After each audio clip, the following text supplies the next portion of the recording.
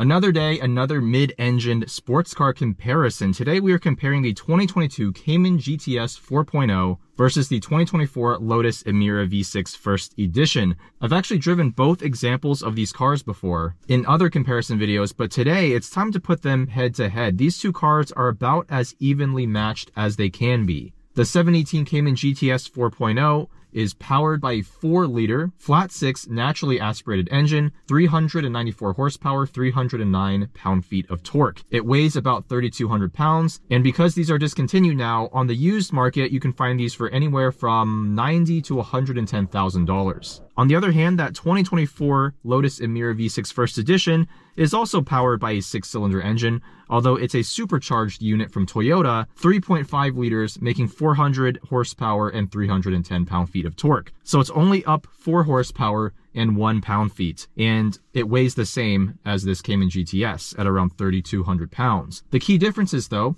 the Cayman has strut front and rear suspension. The Lotus has much more advanced double wishbones front and rear. And the weight distribution is quite different between these two cars. I think the Cayman is roughly 45% in the front, 55% in the rear, while that Emira is 39% in the front, 61% in the rear. So that's actually much closer to a Porsche 911 in terms of weight distribution. And the engine sits quite a bit higher up, so the center of gravity is probably a bit higher. But that car on the used market right now is also between $90,000 to $110,000. So the question is, which car is the better sports car and which one is more fun to drive on a winding road? Both cars are pretty much bone stock. The owner Sherman mentioned that this car has the original Pirelli P0 tires. That Emira, as we'll see in a moment, is completely stock with the exception of a short shifter and some Tillet carbon bucket seats. But in terms of performance, completely stock. The GTS 4.0 has always been a sort of benchmark for me in the $100,000 sports car range. So let's start by driving this and then compare it against the Emira. We'll put this into individual mode, PASM Sport dampers into the stiffer setting, Porsche Sports exhaust valve open. We're following Kevin from the Jabal & Cars YouTube channel. That's not his Emira, although he does own a Seneca Blue Emira back in Vegas. And from this angle, I gotta say, the Emira, what a breathtakingly beautiful car. It blends modern design elements with classic proportions and lines. And my God, if that's not one of the most beautiful cars you can buy right now.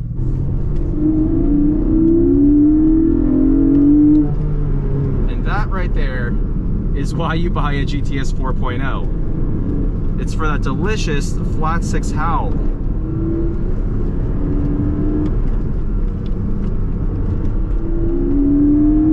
And that extremely precise front end. Even though this is strut front and rear suspension, which is technically inferior, this car just handles so well at canyon speeds.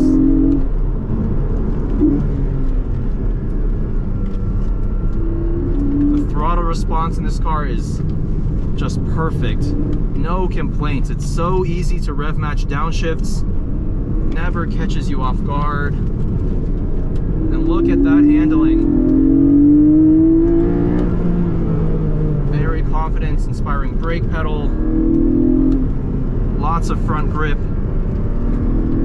and it's very balanced. It doesn't wash into understeer at canyon speeds at all. You just have full grip everywhere. If anything, the limiting factor in grip when you're pushing it 7/8 is the rear. These P0 tires are only 235 up front, 265 in the back, whereas that Emira wears 245 in the front, 295 in the back. And even though the Emira is on Cup 2s, I have a feeling that this GTS 4.0 has higher cornering speeds.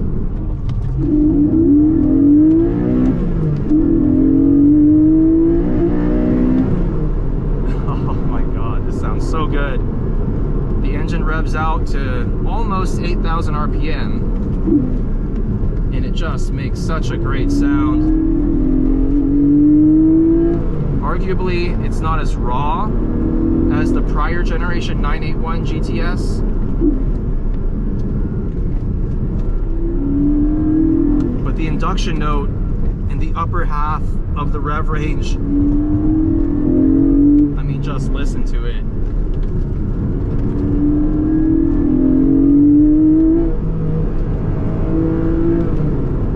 The PASM Sport suspension is tuned very, very well, but in the stiffer setting, it is a little bit perhaps overdamped for a bumpy road. It still soaks up the bumps, but just jostles me around a little more than I'd like. So let's turn that into the softer setting. And immediately the car feels softer, but at the same time, the responses are slightly dulled. Not by a huge amount, but you can definitely feel it. The initial turn-in, not quite as razor sharp.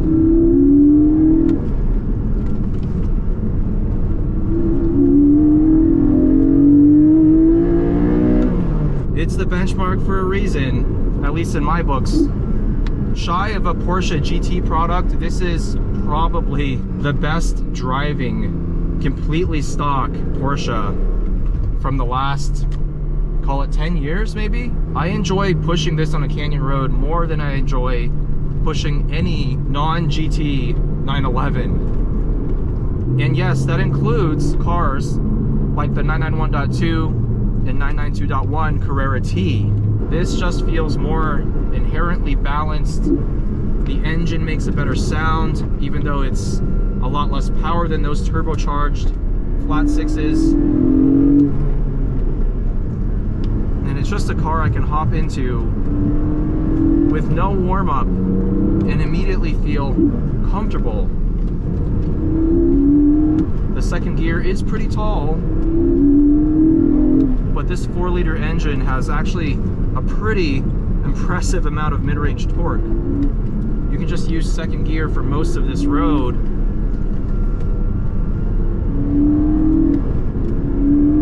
I am enjoying the PASM suspension in this less aggressive mode. I'm a little bit less nervous going over some of the bumps here.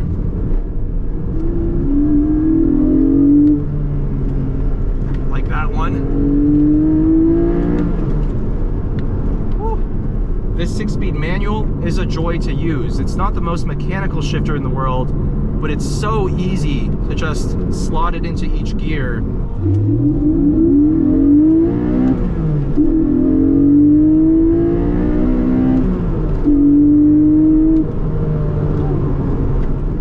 What a sound. I'll be curious to see once I hop into that Emira, because that car has a 1,000 RPM lower redline, 6,800 versus 7,800. But that car sounds very good as well, so I'm curious to see which one I actually prefer in terms of engine character. No doubt in my mind though, the Emira looks like the far more special car. The Cayman, I mean, it's just a Cayman, right? Not that any Porsche can be called just a Porsche, but you know what I mean. A base Cayman versus a GTS 4.0, to the average untrained eye, they look about the same. The Emira looks like nothing else out on the road. So with that, the benchmark has been set very, very high indeed. Now let's see how Lotus's best compares. All right, we're now in the 2024 Lotus Emira V6 First Edition. For the third or fourth time now, I've driven a few of these cars in comparison videos, and I'm very stoked to be driving this now with proper Michelin Cup 2 tires. Dan, the owner of this one, previously downgraded to a less aggressive tire and a less aggressive brake pad. We're now on the OEM pads, which I believe are Ferodo DS2500s. So this has slightly more horsepower, slightly more torque on paper compared to the GTS 4.0, although I wouldn't be surprised if dyno results showed that's actually a bit more powerful. It weighs virtually the same at around 3,200 pounds, double wishbone suspension, hydraulic power steering. One of the key differences between this and any modern Porsche, which means we don't get all the nice fancy driving aids and lane centering and whatnot, but Lotus, of course, is all about feedback, and hydraulic steering gives you feedback like no EPS rack ever could, at least in theory. The only mods on this car, like I mentioned, are this short shifter and these Tillet carbon bucket seats. The owner, Dan, mentioned these cost about $6,000 for a pair. The driver's seat is actually perfectly sculpted to my body type. I'm about 5'7", 165 pounds. The passenger seat, he mentioned, is a wider model to just accommodate a bigger range of passenger sizes. Interior impressions, well, it definitely feels more special than the Cayman, but I've driven so many more Caymans than Lotuses, so that might just be my personal preference coming into play here, but I really do like what Lotus has done with this generation. We've got Alcantara and stitched leather everywhere. I love the way these speaker grills look, and I love the exposed linkage for this 6-speed manual. In terms of the shift feel with the short shifter, it's very satisfying to use, but at the same time, look at this. If I'm in neutral, let's say I'm stopped, I park it, put into first. If I want to put it back into neutral, there's a little bit of ambiguity. It's almost like the shifter kind of wants to be in a different gear. Neutral doesn't feel like its natural centering point, if that makes sense. I'm sure it's something you get used to over time, but the Cayman I can just jump into and feel totally at home within the first 5-10 seconds. Let's lift up this fighter jet pilot style engine stop start button. The 2GR V6 comes to life. We'll put it into sport mode to start, and away we go. Cup 2 tires are definitely grippier than P0s and give you more steering feedback. Not that this Lotus needs it.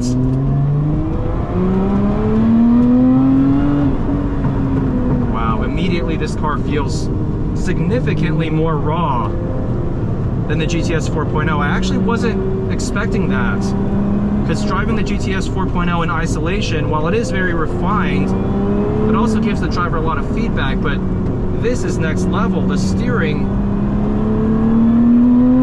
is immediately just so talkative, brimming full of feedback.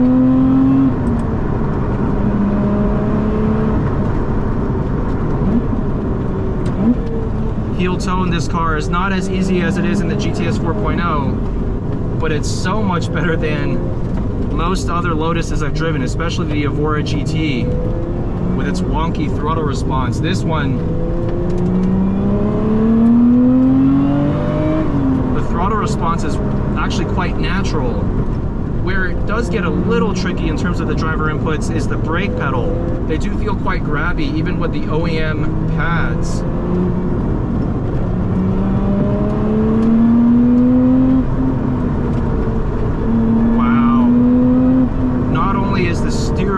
Talking to me, so is the chassis. So much feedback.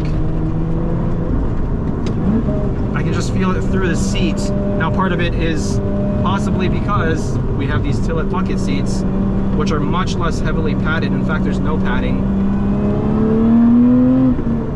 But I can just feel the car moving around independently, all four corners. That information of each wheel gets transmitted through the chassis, whereas the Cayman feels a little bit numb in comparison. Oh, what a rude awakening with that rev limiter. This engine, I've said this before, but this engine feels and sounds like it wants to rev another 500 RPM.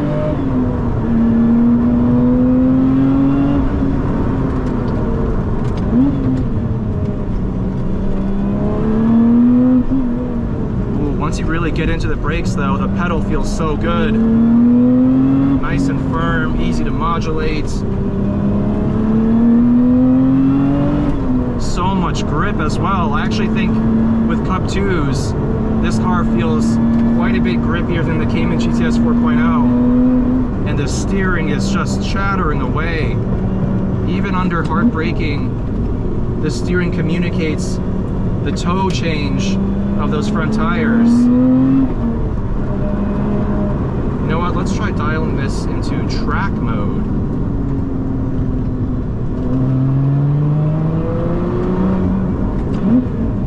Oh yeah, the throttle response is even sharper now. Oh wow, a front end grip.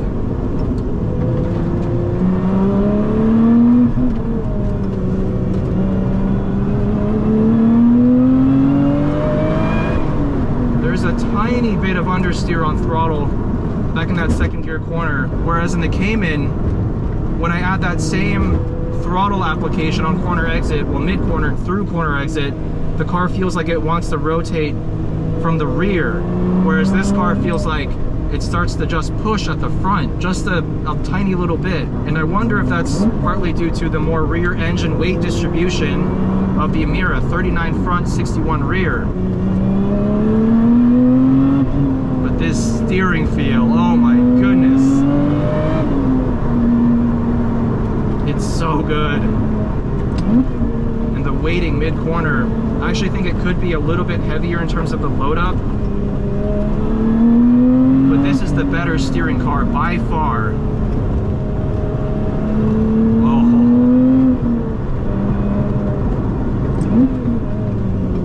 Really enjoying the 6-speed manual. As I mentioned, there's more of a learning curve here compared to the Porsche, but it's more satisfying to use. It's much more mechanical. You just can't speed shift it quite as easily.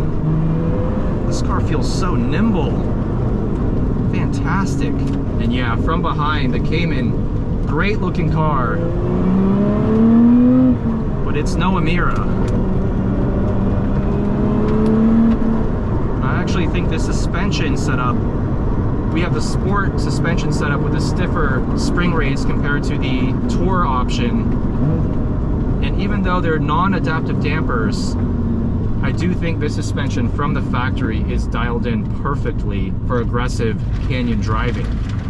With the Cayman, between the softer and the firmer PASM settings, I can never quite feel fully comfortable. I wish there was a middle setting, somewhere where the damping profile is right in between. At least for this road, I think that would be a lot better than either of the existing settings. Whereas I think this is perfectly fine. It soaks up all the bumps beautifully. It doesn't upset the chassis, but at the same time, so much communication.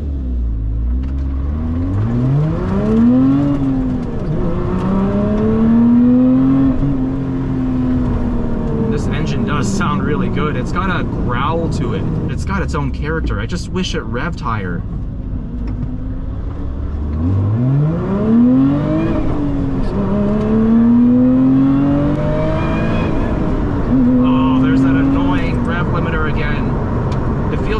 In before the indicated 6,800 RPM red line. That's weird because I'm in track mode. I love the way this engine sounds when I downshift it. Listen to this.